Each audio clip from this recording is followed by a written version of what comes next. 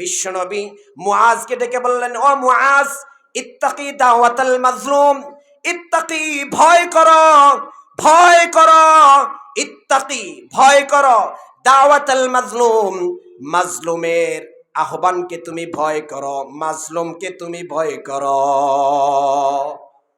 আল্লাহ রাসূল কি বলেছে? ও মুআজ, তুমি মাজলুমকে ভয় করো। মাজলুম বুঝেন? যেই ব্যক্তি ন্যায় বিচার পায় না সেই ব্যক্তি কি? বলেন, সেই ব্যক্তি কি? সেই ব্যক্তি মাজলুম। বাংলাদেশে মাজলুমের সংখ্যা কম না বেশি?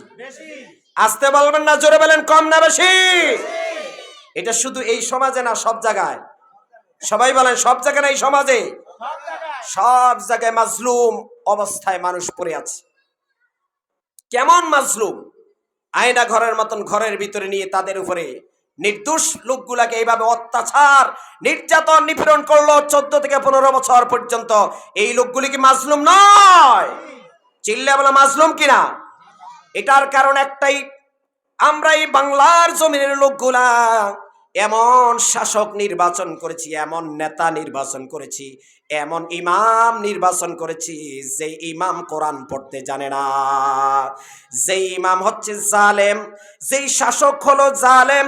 ওই লোকগুলোকে আমরা দীর্ঘদিন নির্বাচিত করার কারণে, তাদের পিছে যাওয়ার কারণে, তারা মানুষের তৈরিকৃত সংবিধান দিয়ে তারা সমাজ পরিচালনা করেছে, তাদের পেট পূজারি করেছে। আল্লাহর বিধান জমিনে কায়েম করে না বিদায় লক্ষ লক্ষ কোটি কোটি মাজলুম বাংলার জমিনে পড়ে কাঁদছে, ঠিক কিনা? আর সেই সকল মাজলুমের আর্তনাদ, আর সেই সকল মাজলুমের কান্না শুনেছেন কে? আরো চিল্লায়ে বলো, কে? ওই আল্লাহ রাব্বুল আলামিনের পক্ষ থেকে গজব নেমে আসলো। আল্লাহ তাআলা আবরা নামক সেই বাদশাকে ধ্বংস করেছে আবাবিল পাখি দিয়ে। কিন্তু বাংলার স্বৈরাচার যারা ছিল, বাংলার জালেম যারা ছিল, লেটেস্ট ফেরাউন যারা ছিল, এই সকল জালেম ইমাম যারা ছিল, এদেরকে ধ্বংস করেছে স্কুলের আবাবিল ফাঁকি দিয়ে, কলেজের আবাবিল ফাঁকি দিয়ে, ভার্সিটির আবাবিল ফাঁকি দিয়ে, মাদ্রাসার আবাবিল ফাঁকি দিয়ে, আম সাধারণ জনতা আবাবিল ফাঁকি দিয়ে ধ্বংস করে দিয়েছেন কে? তাদের কাছ থেকে আমাদের শিক্ষা নিতে হবে। আল্লাহর রাসূল বলেছেন, ইত্তাকি দাওয়াতাল মাজলুম, খবরদার ও মুআজ, তুমি ভয় করো মাজলুমের সে আর্তনাদকে, মাজলুমের সেই ফরিয়াদকে।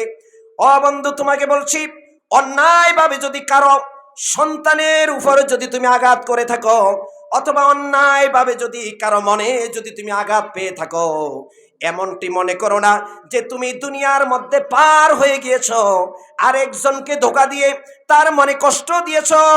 ওই ব্যক্তির মনের কষ্ট জেনেছেন কে? একটি লোক দীর্ঘদিন যাবৎ তার মনের আশা ছিল সে তার সন্তানগুলোকে ভালো পথে দিবে, কিন্তু তোমার কারণে তার সন্তানটা ভালো পথে যেতে পারে নাই। এই জন্য তার মনের ভিতরে যেই আশা, তার মনের ভিতরে যেই ব্যথা, এই ব্যথা শুনতেছেন কে? এই জন্য খবরদার, কারো উপরে কোনো জুলুম করবা না।